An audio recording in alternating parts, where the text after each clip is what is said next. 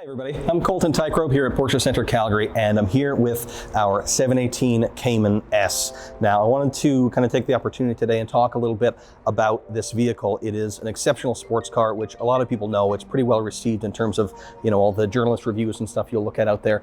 But at the same time, I feel like it's a little bit underappreciated and maybe a little bit misunderstood. So I thought we can go through a little bit of that. I'll show you some stuff about the car and we'll take it for a drive. So a couple things about the Cayman. So it's been around now for a while. It launched in the early 2000s, and a couple of generations have passed since then with a few improvements. But you know, if we were fair and honest with ourselves, it's always lived a little bit in the shadow of its older brother, the 911, which of course is an awesome car. It's iconic. It's been around forever. But as a result, people think Porsche and they think 911, and I think what happens is too many people overlook the Cayman, which is just phenomenal. So let me tell you a little bit about why. Obviously a big difference between the Cayman and the 911 is the engine placement. So, you know, the 911 is known for being a rear engine car and has become quite unique in the automotive world, frankly. Because of that, very few cars are rear-engined anymore. The Cayman has a slightly more conventional, though that's not quite the word, engine layout, in that it's a mid-engine car. So you see that quite often with you know, more exotic vehicles like your Ferraris and Lamborghinis and stuff like that. Not so often in a car like this that is maybe a little bit more affordable. So it gives you still that very exotic kind of the styling, you know, the mid-engine proportions, I think, look amazing. I think without considering the history and the kind of iconic nature of the 911 and looking purely at the styling, that the Cayman is probably actually a better looking car. And as a result as well of that engine placement, the balance is incredible. But then the other thing that I think people overlook, and I think what makes this car such a well-rounded vehicle, is that it also gains you practicality. So not only obviously have you got that balance for, you know, performance driving, but the result is that you also get a cargo space in the front of the vehicle like you do in the 911, but then also a more conventional trunk around back. So let me show you. Up front, you've got a pretty generous cargo space. It's actually quite deep. You can fit quite a bit in there. And then if we walk around to the back, open that up, and you have what would be kind of, I would say this is typical for, you know, two-seater sports cars. They've got a small trunk generally. So, you know, with this part alone, you're comparable with the other cars out there. So to add this with the front trunk, it makes it, yeah, really quite practical as far as two-seater sports cars go. Now, by the way, right here is where the engine is, so you can never really see it. It's all kind of wrapped up. But if I take these guys off, that's kind of as close as you can get. You've got your engine oil and your coolant right there. So kind of, again, just neat, makes the car a little bit unique and a little bit more exciting than your conventional front engine cars. Practicality is a neat kind of bonus with the Cayman, but what everybody really wants to know is the drive. And so I'm going to get into what kind of makes it unique in that sense. And in order to do that effectively, I'm going to hop in and take you guys for a spin. Let's go. All right, here we are inside the 718 Cayman S. Now, as I was saying, you know, it's really about the drive of this car. That's what makes it unique. And there's a few things I want to talk about.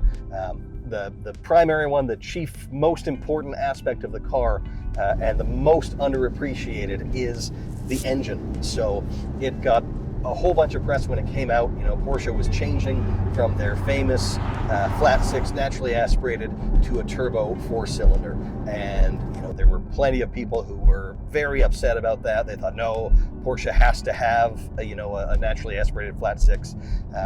Frankly, I couldn't disagree more. While that engine was great, sounded great, all that, the turbo motor is better in virtually every way.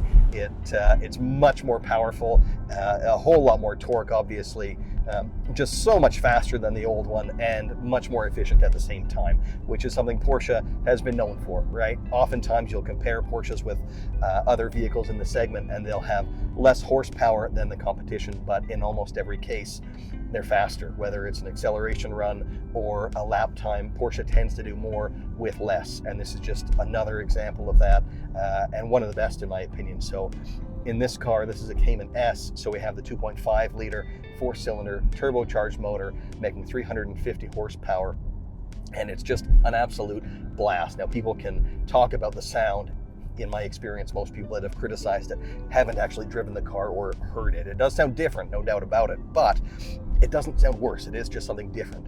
And all of the cars now come with sport exhaust as standard, so it amplifies that even further, really gives it, you know, an emotional and an exciting sound.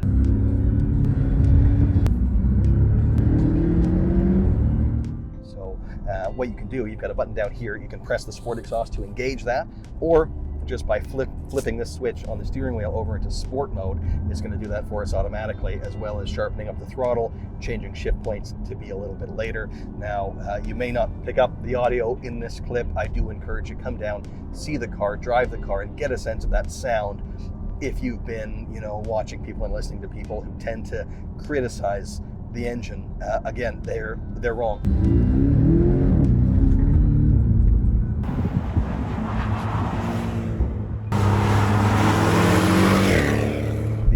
Phenomenal, and I don't mind the sound at all. So now as we're going down, I'll drop a few gears. Maybe you can pick up a little bit of it.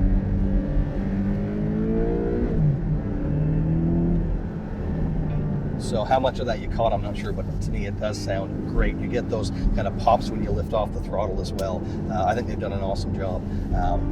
And again, just that immediate torque is phenomenal, so much better than it was in the old flat sixes. You really had to wind it up to the revs, in the revs to get that, whereas now you just don't have to do that anymore.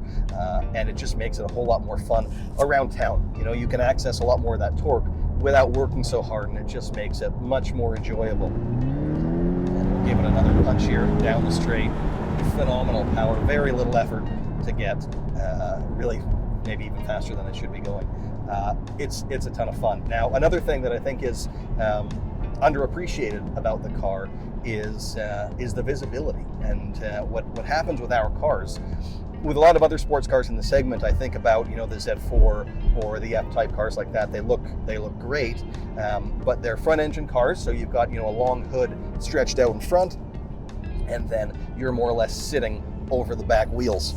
Whereas with our cars, you sit right in the middle, so it really gives you phenomenal visibility all the way around, which, you know, certainly, you know, people can say, well, it's a sports car, it's about looking great, not necessarily seeing great.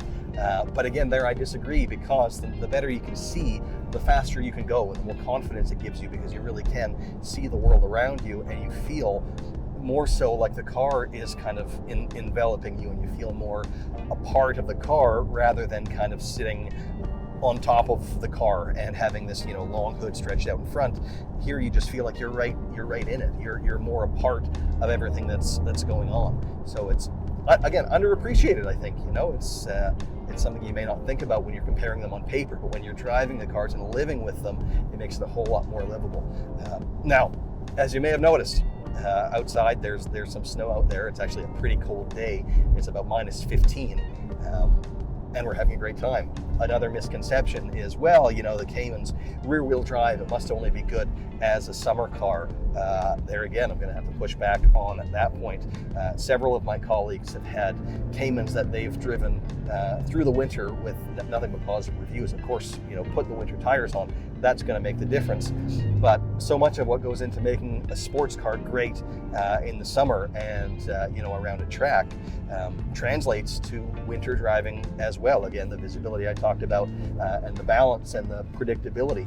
You know, when you're driving on snowy and icy roads, those things come in just as handy as they do when you're, you know, going quickly around a racetrack. All right, now as we pull back in, I hope you enjoyed the video and some of my insights on the 718 Cayman. It really is just a phenomenal sports car, and you know, those of you who haven't looked very far into the car or taken one for a drive, I do invite you to come down, have a chat with one of us, look at the car a little bit closer, and do take one for a spin and get a sense of what the car is all about.